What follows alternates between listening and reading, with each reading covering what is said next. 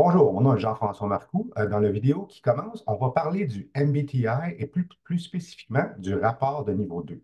Je suis un praticien certifié en MBTI depuis plusieurs années, ainsi qu'un coach certifié, ce qui vous assure que vous avez une personne qui comprend bien l'outil et qui est en mesure de vous le présenter d'une manière professionnelle et compréhensive. Donc, avant de se lancer plus loin, l'objectif de cette vidéo est que vous quittiez avec une idée plus claire de ce que c'est, pardon, un rapport de niveau 2 MBTI et de comment l'utiliser. Vous allez noter dans la banderole en bas du vidéo, il va y avoir des chapitres, des sections avec des titres. Avec votre souris, si vous passez par-dessus la banderole en bas, vous allez voir les sections et vous pouvez sauter d'un moment à l'autre dans la vidéo comme bon vous semble pour aller dans le sujet qui vous intéresse le plus sans peut-être avoir à visionner la vidéo du début à la fin.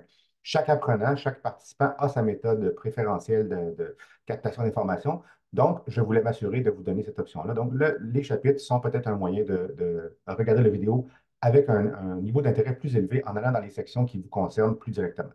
Donc, avant d'aller plus loin, vous allez voir, il y a plusieurs sections. L'objectif du vidéo la vidéo va se casser en plusieurs sections. Donc, pour commencer, je vais expliquer un peu l'MBTI. Puis ensuite, on va se lancer dans comment interpréter le rapport avec 4 stratégies d'interprétation que je vous propose. En comprenant très bien que ce ne sont pas les seules stratégies d'interprétation qui existent, ce sont des stratégies que je vous propose basées sur les expériences que j'ai eues à travailler avec des clients qui utilisent le MBTI. Donc, sans plus tarder, allons voir de quoi il en retourne dans ce rapport niveau 2 MBTI. Donc, le plan de match, je vous en ai parlé. On va regarder des pages spécifiques d'un rapport exemplaire, d'un rapport ébauche, qui n'est pas un rapport qui est ciblé sur personne en particulier. C'est vraiment un rapport que nous utilisons pour expliquer le contenu du rapport de niveau 2. Les stratégies d'interprétation seront discutées plus tard dans la vidéo et au fur et à mesure que je vais vous parler de ces stratégies-là, il va y avoir des pages à l'écran qui vont vraiment mettre de l'avant de quoi je vous parle pour l'interprétation du rapport de niveau 2. Donc, avant de se lancer là-dedans, qu'est-ce que le MBTI? Le MBTI, je vais vous mettre ça à l'écran comme ça, c'est basé sur les théories de Carl Jung, un psychologue qui a travaillé fin 19e siècle, début 20e siècle, et il a construit un modèle qui a été développé plus tard par deux sœurs, qui est maintenant le modèle qu'on utilise aujourd'hui. C'est 4 paires de préférences. Donc, en haut, extraversion, introversion. D'où tirez-vous votre énergie et comment vous l'utilisez? En dessous, sensation pour S, intuition pour N. Comment vous captez l'information? Comment vous l'utilisez? Et quelles sortes d'informations vous favorisez? Ensuite, pensée pour T, sentiment pour F. Quel processus vous utilisez pour prendre vos décisions, gérer vos conflits et même communiquer vos conflits, vos décisions par rapport à un conflit ou même donner de la rétroaction? La dernière part de préférence, jugement pour J, perception pour P. Comment vous organisez votre temps, vos tâches et généralement votre vie? Ça a un impact assez important sur vous comme leader, comme personne, mais ça peut avoir un impact très direct sur vos subordonnés, sur vos employés, sur vos pairs ou sur les gens avec qui vous travaillez dans des équipes. Ces 4 paires de préférences-là vous donnent donc 4 lettres éventuellement qui vont vous donner votre type. ENTP, ENFP, ISTJ, peu importe. Et là, c'est le premier morceau d'information que vous allez recevoir dans le rapport. On va regarder ça tout à l'heure. Il est important de faire un petit rappel. Une préférence n'est pas meilleure qu'une autre. Un extroverti, par exemple, ne fait pas un meilleur leader qu'un introverti. Une préférence n'indique pas une performance plus élevée qu'une autre. C'est vraiment un outil qui vous dit, voici votre préférence, voici ce que ça veut dire, voici ce que vous pourriez apprendre d'aller voir l'opposé de votre préférence pour peut-être améliorer votre style, améliorer votre approche dans certaines sphères d'activité. Maintenant, le rapport de niveau 2, lui, il présente une spécificité. Si vous avez fait un rapport de niveau 1, vous avez eu de l'information très intéressante sur vos préférences, donc extroversion, introversion et ainsi de suite, et une petite explication de chacune de ces préférences-là. Le rapport de niveau 2, lui, vous offre la même chose, sauf qu'il va beaucoup plus en profondeur. On parle d'un rapport d'une vingtaine à une trentaine de pages, dépendamment des options qui sont activées. Et chacune des préférences a 5 facettes opposées, 5 paires de facettes opposées. Donc, on le voit un peu à l'écran. On a ici un exemple d'un rapport type qui serait I pour introverti, S, c'est en bleu, là, S pour sensation, F pour sentiment, puis J pour jugement. Et vous voyez, si on regarde en haut de l'écran, il y a I d'un côté, il y a E de l'autre côté, introversion, extroversion. Il y a 5 paires de facettes avec des barres. Je vais vous expliquer ce que ça veut dire plus tard. Mais le rapport de niveau 2, c'est ça sa richesse. C'est ça ce que ça vous donne. Ça va vous indiquer, dans ces 5 facettes-là, donner une granularité à votre préférence. Alors, dans ce cas-là, vous voyez, l'introverti a rapidement là, 2 de ses préférences, 2 de ses facettes qui sont dans sa préférence, 2 qui sont peut-être un petit peu à l'extérieur de sa préférence, puis une qui est vraiment là, dans le milieu.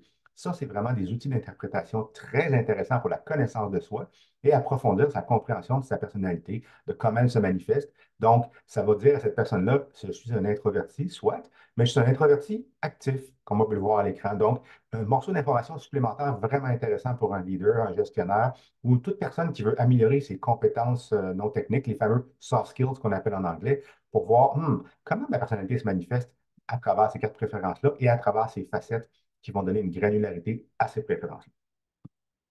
Si on continue d'avancer, on va commencer ici à parler de l'introduction au rapport de niveau 2. Je vais commencer à mettre des pages à l'écran. Ici, c'est vraiment les pages que j'appelle la porte d'entrée du rapport niveau 2. Peut-être un endroit pour commencer quand on reçoit son rapport. C'est la page 2 et la page 3, généralement parlant dans le rapport. Ça dépend de comment le rapport a été généré. Des fois, ça peut changer, mais généralement, ça va être vraiment dans les premières pages. À la page 2, vous allez avoir vraiment le topo 40 000 pieds de votre rapport. Ici, en haut à gauche, vous avez un losange bleu avec quatre lettres. I pour introverti, S pour sensation, F pour sentiment, J pour jugement, ISFJ, pardon. Ça, c'est le type de personnalité de ce rapport, de cette personne-là qui aurait fait cette évaluation-là. En bas de cet argent-là, vous voyez contenu de votre rapport. Ça va vous donner avec des points saillants, qu'est-ce qu'il y a dans ce rapport-là? C'est quoi le contenu? Alors, déjà là, vous avez une idée de, oh, voici beaucoup d'informations. Ça me donne tout plein de points de référence sur quoi je peux trouver dans mon rapport. Ensuite, à propos de votre rapport, en haut, dans le milieu de la page, ça va vous expliquer qu'est-ce que l'MBTI, d'où il vient. C'est vraiment un MBTI 101. Et ensuite, premier morceau d'information très, très, très intéressant pour vous en termes d'interprétation, de vous situer par rapport à votre type. Vous avez votre type, vos préférences, avec vos préférences à vous en bleu, les autres en noir, en gris, dépendamment comment ça sort à votre écran. Et je vais essayer d'utiliser ici mes outils d'annotation pour me permettre de vraiment vous montrer de quoi je parle. Si on voit ici, introversion, sensation, sentiment, jugement. Alors là, vous avez vos quatre préférences sur les quatre parts de préférence. Donc, ça, c'est vous. Ce qui est vraiment intéressant à faire, c'est lire, évidemment, ce que vous êtes comme introverti. Puis après, d'aller, excusez-moi, tous les petits dessins, là, avec la flèche, aller ici pour voir qu'est-ce que ça veut dire être extroverti. Pourquoi? En comprenant l'opposé de votre père, vous allez vous rendre compte que, oh, oh, moi, j'ai une préférence qui est clairement l'introversion. C'est bien, c'est là-dedans que je suis. Par contre, qu'est-ce que ça veut dire en termes d'interaction avec des extrovertis? Et là, c'est un des premiers pas que vous pouvez prendre pour le développement de votre MBTI pour aller plus loin que vos préférences. Comprendre que dans vos groupes de subordonnés ou d'employés, dans vos groupes de pairs, dans vos groupes de partenariat, peu importe quels sont les groupes, il y a des gens qui ne sont pas dans votre préférence. Donc, eux cherchent peut-être des choses un peu différentes de ce que vous envoyez. En prenant conscience de ça, boum, je suis capable de me rendre compte, comme introverti, j'ai peut-être avantage à faire des petits pas pour aller devenir de plus en plus confortable dans le domaine des extrovertis et vice-versa si la personne est un extroverti. Ça, c'est la première page, 40 000 pieds d'altitude. La deuxième, elle vous offre un petit peu plus d'informations. Encore une fois, votre type est résumé en haut à gauche, ISFJ. Là, vous avez un beau paragraphe, trois paragraphes d'informations dans le milieu. Ça vous explique qu'est-ce qu'un ISFJ mange en hiver, comme on dit. Ça décrit le type. Ça, c'est vraiment une des premières étapes à bien savoir, est-ce que c'est mon type? Est-ce que c'est vraiment moi? Est-ce que je me reconnais dans le texte? Si jamais ce n'est pas le cas, si vous vous reconnaissez en partie, il y a des endroits où vous avez des doutes, c'est normal, c'est naturel, c'est vous qui décidez quel est votre type, c'est vous qui validez quel est votre type. Le ISFJ qui vous est offert, c'est ce que les réponses aux questions vous ont généré comme rapport. Il se peut que pendant que vous répondiez aux questions, votre esprit a vaqué d'un endroit à l'autre et que peut-être que c'est le temps de revalider cette information-là. Donc, vous lisez ça, puis vous vous dites, avec qu'est-ce qui est écrit en bas de la page, est-ce que ce type psychologique vous décrit convenablement? Si la réponse est oui, tant mieux. Si la réponse est oui, ça, non, ça, bien le non, ça, il faut l'explorer. Soit en allant dans le rapport, dans les endroits où vous avez des doutes, ou soit peut-être en parlant à quelqu'un comme moi, un coach certifié ou un praticien certifié qui peut vous aider à éclairer euh, ces questions-là, les explorer pour les élucider, puis arriver à un point où voici ça, c'est mon type. Puis là, il y a un tableau qui s'appelle clarté de vos préférences ou indicateur de confiance, dépendamment du type de rapport que vous avez pour votre niveau 2. Ça va simplement vous dire, premièrement, ce n'est pas des scores, ce n'est pas des pointages. Ça va simplement vous dire, par exemple, si on regarde le rapport, je vais essayer encore d'activer mes outils d'annotation pour vraiment montrer de quoi il y en est. On voit ici entre sensation et intuition, il y a une ligne qui va dans la catégorie moyenne du côté sensation. Là, la préférence est encore en bleu. Ça, ce que ça veut dire, quand cette personne-là a répondu à ce questionnaire-là, l'outil lui dit que quand elle répondait aux questions qui portaient sur l'intuition et la sensation, il est moyennement clair que c'est ça la préférence du participant. Dans le cas du jugement, clair. Dans le cas de l'extraversion-introversion, légèrement clair. Ça, ce qui peut être intéressant dans le légèrement clair, c'est là qu'il y a peut-être une question à se poser comme personne qui reçoit le rapport. Qu'est-ce que ça veut dire pour moi? Est-ce que je me sens parfois plus extroverti, parfois plus introverti? C'est en explorant ces questions-là, en regardant ça, c'est un des indicateurs qu'on pourrait se poser des questions, qu'on arrive vraiment là, à son type validé, puis qu'on peut utiliser le reste du rapport avec plus de confiance. Donc ça, c'est la perspective 40 000 pieds. Si on continue, on va faire une approche un peu contre-intuitive. Généralement, dans une vidéo comme ça, on pourrait penser qu'on irait de la page 1 à la page 20 ou 27 ou 10 ou 15. Là, on va sauter tout de suite à la page 16. C'est un peu contre-intuitif, mais ça, c'est l'approche aussi survol de mes résultats. À l'écran, on a, dans le rapport exemplaire que j'utilise, on a une page qui est dans votre rapport aussi, qui devrait se trouver page 16 ou 17, un survol ou un bilan de vos résultats. Ce qui est intéressant comme coup d'œil ici, c'est qu'on a toutes nos préférences encore en bleu et je vais encore activer mon outil d'annotation pour m'assurer de bien cibler ce que je vous dis. On voit que c'est un introverti ici, on voit sensation ici, on voit sentiment ici et on voit jugement ici. Ce qu'on voit aussi, c'est les facettes pour toutes les préférences. Je fais une petite flèche pour vraiment m'assurer qu'on est à la bonne place. Et là, ça donne un coup d'œil. La personne peut se dire, OK, dans mon introversion, j'ai réceptif qui est dans ma préférence, qui est vers ma préférence, mais j'ai actif qui est vraiment pas dans ma préférence. Qu'est-ce que ça veut dire? Ça ne veut pas dire que cette personne-là n'est pas un introverti, mais ça veut dire que cette personne-là a une granularité dans son type de personnalité qui peut expliquer certaines choses. Même chose dans toutes les autres, comme vous voyez, c'est un profil assez intéressant qui a des contrastes. Mais si on arrive, par exemple, dans le jugement, cette personne-là pourrait se dire, ben là, j'ai 4 sur mes 5 facettes qui sont clairement dans ma préférence. Je suis très clair là-dessus, je suis très confortable là-dedans. J'ai peut-être systématique et décontracté, qui est un peu dans la zone moyenne, la zone mitoyenne, ce qui est en vert plus pâle. Quand c'est dans la zone mitoyenne, ça peut indiquer plusieurs choses. Ça peut indiquer que vous êtes ambivalent par rapport à cette facette-là, que cette facette-là est très contextuelle pour vous. Donc, vous vous déplacez d'un côté ou de l'autre de cette facette-là. Donc, dans le cas ici de enthousiaste, dans l'extroversion-introversion et tranquille, c'est vraiment, vraiment dans le milieu. Donc, ça se peut que la personne, dans certaines circonstances, va par là, dans certaines circonstances, va par là. Ça va être un jugement du moment. Elle a quand même une préférence pour l'introversion, mais elle peut changer d'un bord ou de l'autre, dépendamment des circonstances. Tandis qu'ici, dans organiser, c'est clairement sa préférence. Donc, ça va être moins évident, peut-être moins confortable, peut-être moins instinctif d'aller du côté ouvert parce que organisé est tellement bien établi comme préférence pour cette personne-là. Comme vous voyez, il y a une granularité, mais il y a aussi une complexité dans le modèle. Ça, c'est une page qui peut vous permettre d'explorer ça. Puis en bas de la page, vous allez avoir aussi quelques mots-clés qui vont résumer votre type.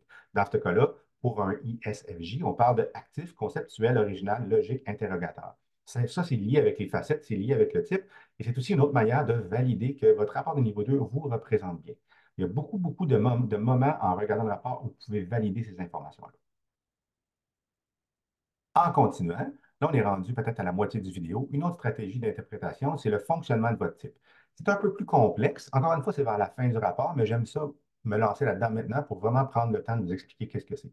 Ça, c'est, si on levait le capot de la voiture, c'est le moteur qui fait fonctionner votre type MBTI.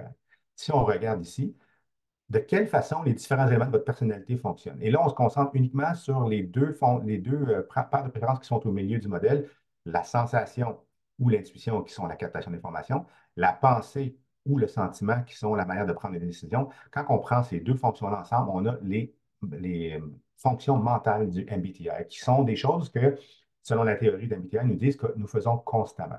Constamment, quand nous interagissons, nous sommes dans des équipes, nous sommes dans n'importe quelle situation, nous captons de l'information sans arrêt. Et nous, quand nous arrivons à des conclusions, nous tirons des conclusions basées sur cette information-là, basées sur d'autres choses. Et ce que ce graphique-là nous dit, c'est comment ça fonctionne pour nous. Et ça va expliquer un peu aussi le processus décisionnel qui est derrière le MBTI, qui est parfois appelé le modèle Z pour les deux fonctions d'information et les deux fonctions de décision. Donc, dans le cas de ce rapport exemplaire-là, on a identifié la fonction primaire numéro un de cette personne-là, c'est la sensation. Donc, la captation d'informations basée sur des faits. OK? Ça, c'est écrit dans votre rapport dans ce rapport-là, mais si c'est S pour vous, ça va être écrit dans votre rapport. Cette fonction-là est celle que la personne considère étant la meilleure, la plus facile, la plus efficace pour elle. Elle est aussi guidée par le fait que ce rapport-là est une personne qui a une préférence pour le J, le jugement, ISTJ. Donc, ça veut dire que la captation d'information est assez importante pour cette personne-là. La fonction prochaine, seconde, de deuxième place, la plus populaire, c'est sentiment. Donc, quand la prise de décision fait surface, la personne va aller dans le processus qui est axé sur sentiment, qui ne veut pas dire émotion, en pensant qu'il est très rationnel. Ça va être comme ça qu'elle va se concentrer. Donc, ça, c'est les deux fonctions numéro un mentales que la personne utilise le plus souvent et le plus confortable et le plus efficace avec. La 3 et la 4, c'est une plage de développement, une zone d'ombre pour bien des personnes qui ne se rendent pas compte qu'est-ce que ces fonctions-là veulent dire pour eux ou pour lui ou elle. La troisième, dans ce cas-là, penser, processus de décision. Et la dernière, c'est intuition. C'est une manière de capter de l'information différemment que la sensation. Donc, cette personne-là n'aurait pas tendance à utiliser la numéro 3 et la numéro 4 très souvent. Ce que ça peut vouloir dire, sous l'effet du stress, si on pousse cette personne-là à utiliser ces fonctions-là, elle va peut-être manifester les aspects très négatifs, très inefficaces de cette fonction-là. Il y a un gain significatif à avoir pour une personne de comprendre que, OK, moi, c'est sensations et sentiments qui sont les deux fonctions numéro un et numéro 2 pour ma prise de décision. Je gagnerais vraiment peut-être à explorer pensée et intuition juste pour faire une prise de décision qui est plus holistique, qui est plus développée. Je vais vous présenter une page, la prise de décision plus tard, et ça va donner vraiment clair. Mais l'idée, c'est de voir qu'est-ce que je suis le plus confortable avec et qu'est-ce que je suis le moins confortable avec, puis de l'explorer. Il y a dans ce document-là, dans cette page-là, de l'information qui peut déjà commencer à vous guider. Je vais utiliser mon outil de notation pour vous le montrer. Utilisation des fonctions que vous aimez le moins. Utilisation des fonctions préférées. Donc, il y a deux stratégies. Comment vous utilisez vos fonctions préférées? Comment vous utilisez ces fonctions-là qui sont moins confortables pour vous, moins évidentes pour vous? Si on continue, on va aller voir l'autre page qui est la page compagnon de ça, qui est aussi axée vraiment sur l'utilisation de votre type. Donc, utilisez votre type de façon efficace. Le mot efficace, c'est important. C'est pour vous, qu'est-ce qui devient efficace? Qu'est-ce qui devient confortable? Qu'est-ce qui devient votre seconde nature? Vous n'avez pas besoin d'y penser quand vous utilisez cette fonction-là. Puis comme individu de type ISFJ, parce que c'est le type exemple dans ce rapport-là, ça vous dit un peu qu'est-ce qui peut arriver si vous vous fiez trop à vos processus favoris.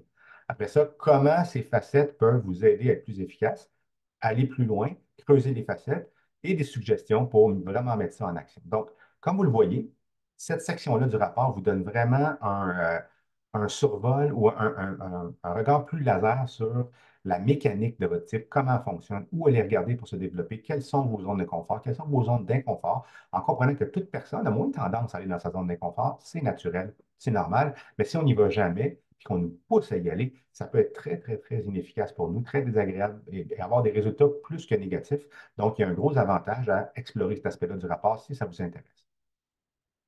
Maintenant qu'on a passé ça, on va faire une approche plus concentrée, une approche plus laser, qui va nous dire, moi, là, je regarde mon rapport, ce qui m'a sauté aux yeux, c'est l'introversion, j'ai même regardé les facettes, je suis vraiment curieux. Je suis introverti, OK, soit, mais il y a une partie de moi qui est dans le doute. Donc, je vais à cette page-là et je me retrouve ici. Toutes les pages, en passant des quatre paires de préférences, sont construites de la manière identique. Donc, si je vous explique celle-là, peu importe quelle est votre page d'intérêt dans vos paires de préférences, ça va être simple pour vous. Vous avez en haut excusez-moi, je vais activer mon annotation. Vous avez en haut encore votre préférence, introversion, avec qu'est-ce que ça veut dire. Et ensuite, vous avez vos facettes ici. Donc, ici, elle est dans la préférence. Ici, elle est dans la zone moyenne, hors de préférence et vraiment dans le milieu. Vous avez déjà plusieurs manières d'interpréter ça. Le coup d'œil vous dit que vous avez une granularité dans vos préférences, dans vos facettes, qui dit que certaines sont dans votre préférence, certaines ne le sont pas. Ensuite, vous avez une explication ici pour vos facettes. Qu'est-ce que cette paire de facettes-là fait? Donc, initiateur et réceptif, c'est la manière de communiquer avec les autres. Quel est votre mode de communication préférentiel? Dans ce cas-là, c'est une personne réceptive qui va peut-être préférer que les gens viennent à lui ou à elle au lieu d'initier le contact. OK? Ça, c'est déjà un morceau d'information hyper intéressant pour une personne qui, par exemple, serait curieuse sur son style de communication. Le code couleur, quand c'est en mauve ici, ça veut dire que c'est dans la préférence. Quand c'est en vert pâle, c'est zone moyenne.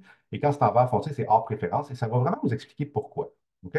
En zone médiane, comme je vous disais, ça se peut que vous hésitiez ou vous vous promeniez d'un bord ou de l'autre. Donc, si on regarde, par exemple, expressif et réservé, qui est vraiment ici, la deuxième facette, qui est dans la zone moyenne quand même. On va voir ici un bout de texte, je vais vous le lire, puis vous allez voir, ça va faire du sens. La plupart du temps, vous ne révélez pas vos pensées et sentiments personnels à personne. Ainsi, certaines personnes diront que vous êtes difficile à connaître. Vous contribuez avec aisance quand vous connaissez bien le sujet. Vous voyez, il y a comme une modification ici. Si vous généralement, vous ne partagez pas qui vous êtes, mais dans certaines circonstances où vous êtes à l'aise, vous allez le faire. Ça explique vraiment comment vous transmettez vos sentiments et vos pensées et vos intérêts aux autres. Et là, on voit, parce que c'est dans la zone moyenne, il y a une tendance à aller d'un bord ou de l'autre. Il n'y a rien qui est mieux ici, il n'y a rien qui est pire, rien qui est plus ou moins efficace. Si vous travaillez ici d'une perspective de leader, ça devient très, très, très payant et intéressant de regarder ça parce que si vous remarquez comme leader, vous êtes réceptif au lieu d'être initiateur, il y a peut-être avantage à aller voir qu'est-ce que ça veut dire être initiateur.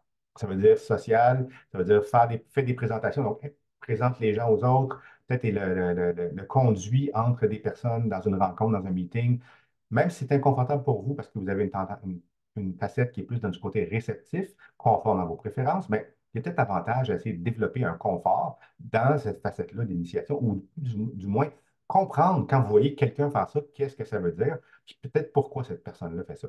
Elle ne fait peut-être pas ça juste pour le plaisir de le faire, elle est peut-être dans sa préférence.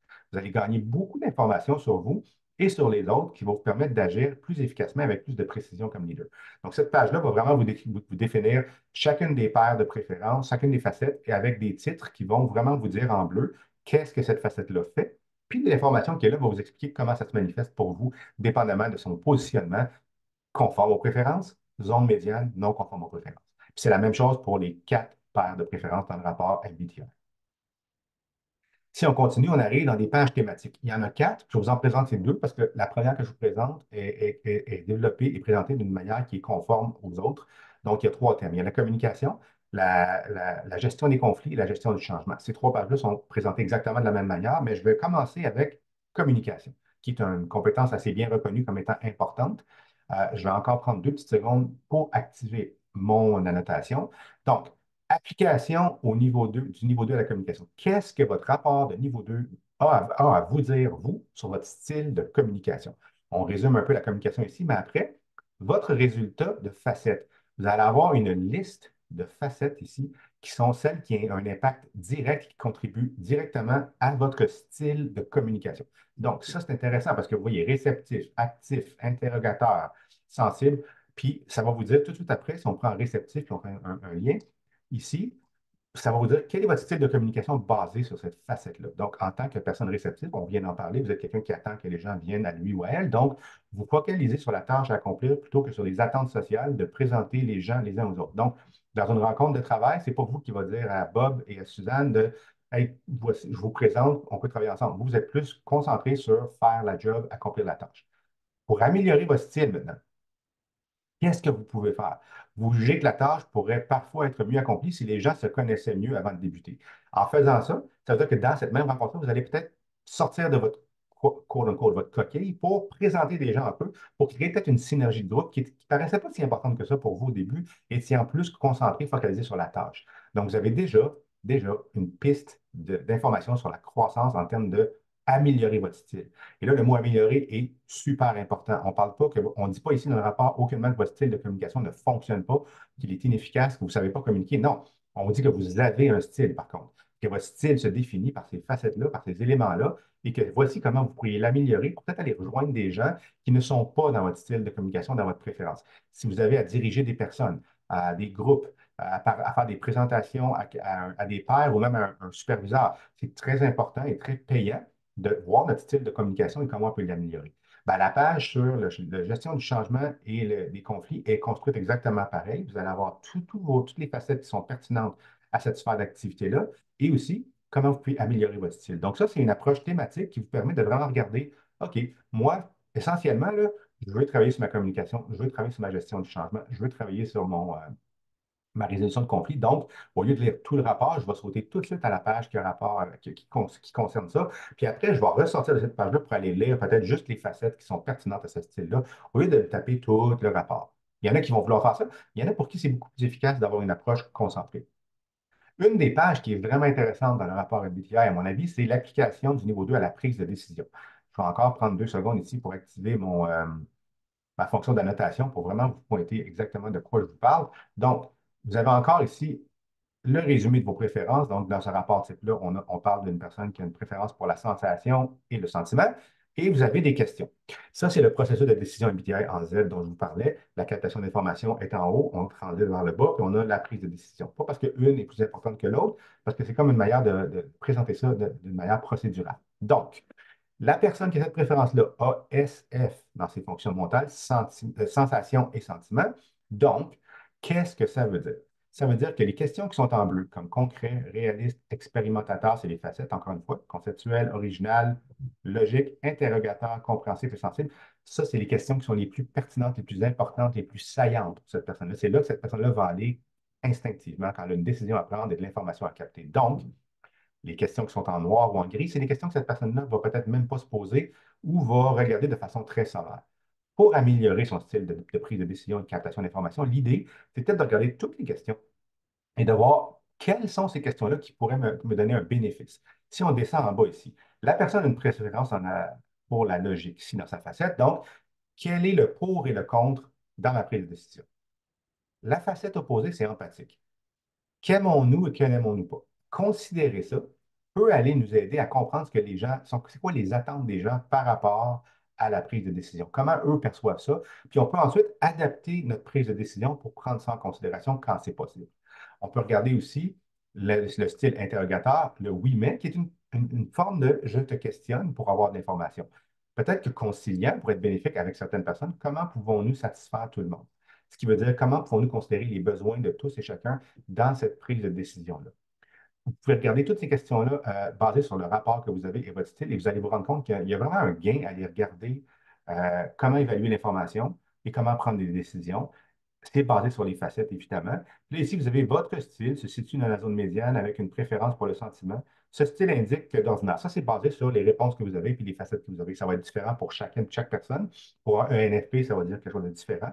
Et en bas, quelques conseils sur l'utilisation de ce modèle de prise de décision-là et comment vous pouvez le mettre à profit comme, pour vous, comme leader, comme gestionnaire, ou tout simplement comme membre d'une équipe quand vous avez des décisions de groupe à prendre. En prenant le temps de regarder toutes ces questions-là, vous allez vous rendre compte peut-être que je saute par-dessus des éléments qui pourraient être très intéressants. Peut-être vous allez même identifier des points de friction que vous ne saviez pas pourquoi ils étaient là, mais que vous ressentiez de toute façon. Parce que, je n'ai pas considéré ça parce que je passe peut-être trop de temps dans ma préférence, dans ma question bleue, qui est très importante pour moi, puis aussi qui est très facile, tandis que la question en noir, en gris, est moins évidente, moins facile. Donc, c'est une façon de vraiment améliorer son style de prise de décision pour aller un petit peu plus loin puis se présenter de manière plus holistique dans la communication des décisions et dans la captation de l'information. On arrive donc à la fin de ce petit vidéo. On parle ici des clés de succès dans l'utilisation de votre rapport de niveau 2. Donc, le changement de comportement, parce que n'importe quel développement que vous allez faire avec un rapport de niveau 2 implique un changement de comportement, un changement d'attitude. Donc, c'est complexe. Soyez réaliste, ce qui veut dire que ce n'est pas évident. Prendre le temps que ça prend pour comprendre qu'est-ce que ça veut dire pour nous, quelles sont mes préférences, c'est déjà un gros morceau d'information. Qu'est-ce qu'elles veulent dire pour moi? Quelle est la granularité de mes facettes? Qu'est-ce que ça veut dire pour moi? Puis après ça, de lier tout ça à des situations concrètes dans votre vie professionnelle et personnelle va vous aider à transférer l'information conceptuelle du MBTI à un outil que vous pouvez vraiment utiliser. Changer les comportements, mais ça exige un engagement personnel et professionnel. Donc, assurez-vous de bien définir les objectifs qui vont émerger. Ça aussi, ça prend du temps. Je ne vous conseille pas de sortir un objectif tout de suite après la première lecture du rapport. Il faut prendre le temps de réfléchir à qu'est-ce qui va me donner un bénéfice, qu'est-ce que j'ai besoin pour accomplir ce but-là, qu'est-ce qui pourrait m'empêcher d'accomplir mon but, combien de temps je vais l'utiliser, puis quels sont mes indicateurs de succès. Qu'est-ce qui me dit que ça fonctionne pour moi, ce que j'essaie de faire. Puis, après que tout ça est identifié, qu'est-ce que ça va me donner comme personne, comme leader? Qu'est-ce que je vais gagner à faire ce développement-là? Le développement avec la MBTI ou n'importe quel autre outil psychométrique de niveau connaissance de soi, c'est long parfois, mais ça inclut un progrès puis un recul. Parfois, on a l'impression, ah, là, j'ai avancé, puis là, je continue à essayer la stratégie que j'ai mise en œuvre, puis là, pouf, je recule. C'est normal, il faut accepter l'avancée et les reculs, les progrès et les reculs, on peut appeler ça comme on veut, puis toujours garder son œil sur l'objectif ultime qui est je veux développer un changement de comportement sur le long terme. Ça prend du temps à établir un changement de comportement puis à le mettre vraiment cimenté pour que ce soit stable et solide pour nous. Aller plus loin que le rapport, ça, c'est comme une fois que vous avez lu votre rapport, allez faire des recherches. Il y a plein d'informations qui se trouvent en ligne, il y a plein d'informations qui se trouvent sur des sites qui sont recommandés pour le MBTI, les sites de développement professionnel. Ça, c'est une partie. Vous pouvez aussi prendre contact avec quelqu'un comme moi, un praticien certifié, un coach certifié qui peut vous aider peut-être à explorer ce rapport-là plus en détail. Je vais en parler dans quelques instants. Et un dernier rappel, une préférence n'est pas meilleure qu'une autre. Le MBTI n'est pas un outil qui prédit la performance, l'efficacité. Le MBTI est un outil qui explique comment améliorer la dynamique de groupe, la communication, la gestion des conflits, la prise de décision, la gestion du changement. C'est quand même 5 activités tellement payantes pour un leader, tellement intéressantes pour un leader, mais ce n'est pas un outil de performance qui va vous dire qu'un ISTJ est un meilleur leader qu'un ENFP. C'est pour ça que ça veut dire. Ça veut dire que ces deux types de personnalités-là qui sont premièrement différentes entre elles. Deux NFP ne sont pas pareils, mais c'est des façons de se présenter différentes. J'espère que ça commence à être clair. En regardant les parties du rapport, vous devriez commencer à voir qu'avec les facettes, avec les préférences, avec les styles de communication, de prise de décision, chaque personne manifeste ça différemment. Mais juste prendre conscience de ce qu'on envoie vers les autres va générer une connaissance de soi qui fonctionne un peu comme ça. On a nos intentions ici d'un côté qui sont notre connaissance de soi interne, c'est ce qu'on veut faire. On a l'impact qu'on veut générer qui est ici, qui est notre connaissance de soi externe, comment on lit les autres, comment on mesure l'impact de ce qu'on veut faire. Plus on travaille avec des outils comme le MBTI, plus on comprend nos préférences, plus on comprend comment on fonctionne, plus on essaye d'améliorer comment je peux générer mon impact. Puis le gap entre les deux bulles que j'ai avec mes mains ici se rétrécit, se rétrécit, se rétrécit. Puis plus on travaille sur un MBTI, plus ça devient une bulle, où l'intention est à côté sur l'impact. On sait que quand on fait ça comme intention, on génère ça comme impact au lieu d'avoir ça.